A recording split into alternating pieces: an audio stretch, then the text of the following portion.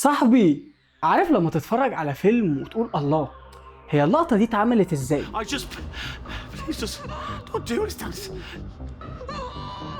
Dennis, don't do this. Don't do this. Don't do this, Dennis. طب لو قلت لك انك مش هتحتاج فريق كامل علشان تكون بتصور شبه نتفليكس، والاحلى من كده انك تقدر تعمله لوحدك.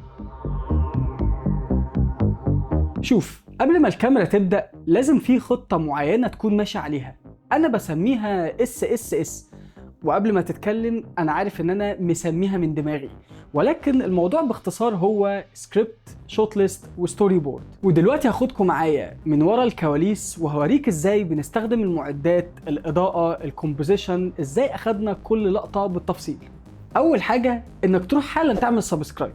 تاني حاجة وهي مرحلة التخطيط اللي هي الستوري بورد، وهي حرفيا التخيل بتاعك، انت بتكون رسمه على ورقة، بتكون عامله بالاي اي زي ما انا عملته. اهم حاجة انك تدي منظر تخيلي للمشهد بتاعك. هنا انا بكتب فيه مثلا العدسة اللي انا هستخدمها، المنظر، الديسكريبشن نفسه، الميزانسي اللي هي حركة الممثلين على اللوكيشن.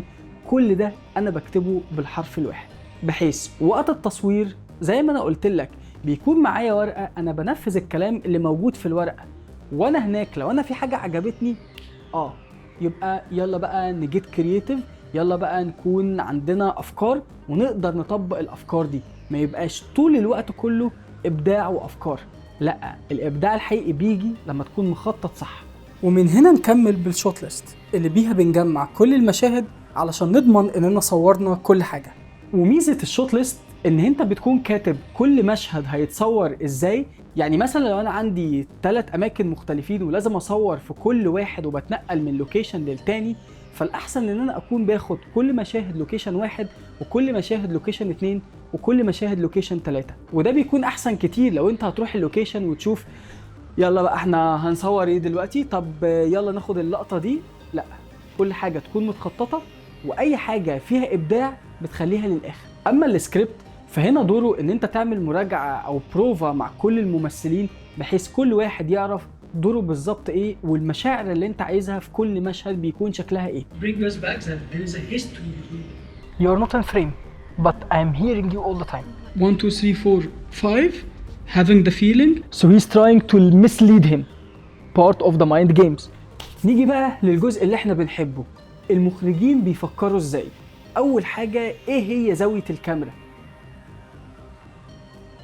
اول زاوية احب دايما ان انا اكون ببدأ بيها هي الوايد انجل، او زي ما بنسميها الاستابليشمنت شوت. وهنا علشان نشوف مثلا احنا فين، الناس دي بتعمل ايه، المود العام شكله ايه.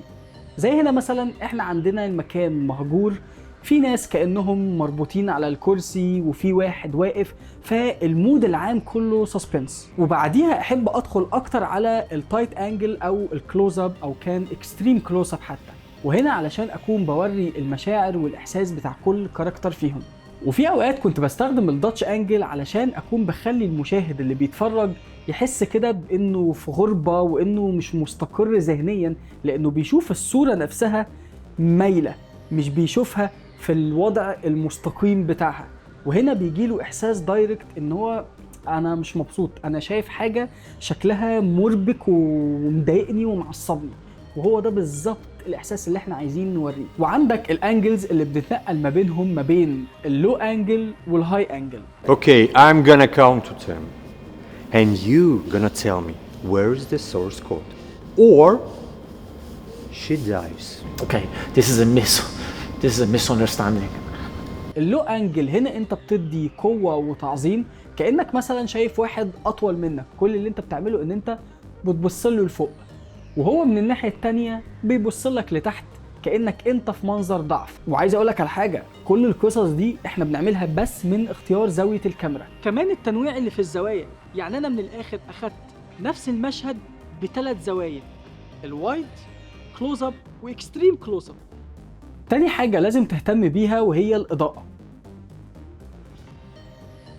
وهنا انت مش لازم انك تكون بتطلع صورة شكلها حلو، لا، انت المهم انها تكون بتخدم القصة وبتخدم المود اللي انت بتحكيه، وتكون اكتر بتوجه عين المشاهد في الجزء اللي انت عايزهم يشوفوه. يعني مثلا احنا عندنا الإضاءة اللي طالعة من اللمبة من هنا إضاءة وورم في الكلفن، فبالتالي انا حطيت مصدر اضاءة خارجي من هنا وعملت بيه شيب لللايت علشان اخليه محدد اكتر ويبان ان الاضاءة بتاعته جاية من خلال اللمبة هنا، مع ان في الحقيقة هي جاية من هيد الاضاءة ده. واهم حاجة وانت بتوزع الاضاءة عندك انك تخلي دايما وتعمل حسابك على تدرجات من النور للظل علشان تخلي فيه عزل ما بين الشخصية والخلفية، وكمان تخلق مود دراماتيك شوية. وخليك فاكر انك دايما تصور من ناحية الظل علشان تضيف عمق اكتر للصورة بتاعتك. See, where is the source code? وتالت حاجة هي اختيار الكاميرا. الكاميرا اللي احنا استخدمناها النهاردة هي السوني الاف اكس 3، والحقيقة الكاميرا دي من اكتر الكاميرات اللي انا بحبها، واكتر سبب فيهم علشان عندها دول نيتيف ايزو اللي هم ال 800 و 12800. وللمعلومة مش بس بسبب الدول نيتيف ايزو، لا، الكالر ساينس اللي تقدر تاخده من الاف اكس 3 هو حرفيا خرافي يا جماعة، وده بيخليها مناسبة لكل الشاشات الكبيرة سواء كانت التلفزيون او في السينما، وده السبب بالتحديد اللي بيخليها نتفليكس ابروفد انها تقدر تشوف في الضلمة. اما بقى العدسات اللي احنا استخدمناها النهارده فانا الصراحة استخدمت عدسات كتيرة قوي، من اهمهم ال 85 ال 1.4 الجديدة الجي ماستر 2، ال 50 ال 1.4 برضه، وكذلك ال 35، واستخدمت ال 14 ال f1.8 للزاوية الواسعة. ومن احسن العدسات اللي انا استخدمتها النهارده ال 28 70 الاف 2 الجديده. العدسه يا جماعه وهم. سيتنجز الكاميرا انا كنت بصور على البيزك الستاندرد بتاع الكاميرا اللي بتقدمه اللي هو 4K 25 فريم، وعامل الشاتر انجل ان هو بيعمل اوتوماتيك دبل الفريم ريتس اللي موجوده علشان يدي لك نفس الشاتر، يعني هي 25 فاوتوماتيك بتبقى 50، وبلس ان انا كنت بصور على الاس لوك 3. وفي سيتنج كده انا كنت عامله لاني حسيت وانا في وقت التصوير ان انا عايز الموضوع يبان ان هو شيكي، ان الكاميرا كانت بتعمل استابلايز كويس جدا، ودي انا ما كنتش عايزه. انا كنت عايز اوري شويه التوتر اللي بيكون موجود، ان الكاميرا تكون بتتهز حاجه بسيطه قوي، هزات صغيره، علشان تدي احساس للي قدامي ان هو متوتر وان هو يحس ان هو مرتبك وكأن الصوره فيها حاجه غلط، ولكن كل ده كان مقصود. وبس كده يا صاحبي، لو عجبك متنساش تعمل لايك وشير وسبسكرايب، واشوفك في الفيديو الجاي.